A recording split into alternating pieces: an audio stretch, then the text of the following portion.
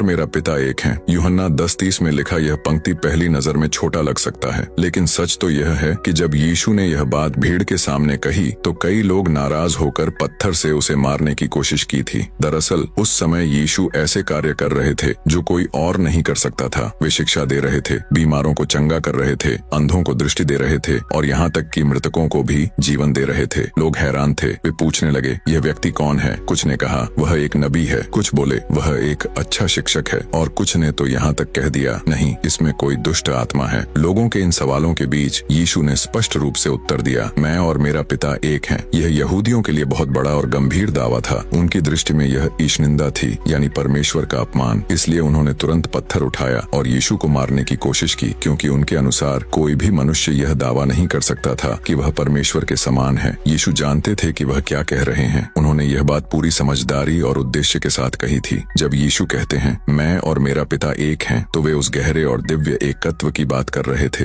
एकता जो स्वभाव में, आत्मा में और अस्तित्व में पूर्ण है। यीशु कोई भ्रम नहीं फैला रहे थे। वह साफ साफ कह रहे थे कि वह स्वयं परमेश्वर हैं, और यह बात अगर हम दिल से समझ लें तो यह हमारे जीवन को पूरी तरह बदल सकती है।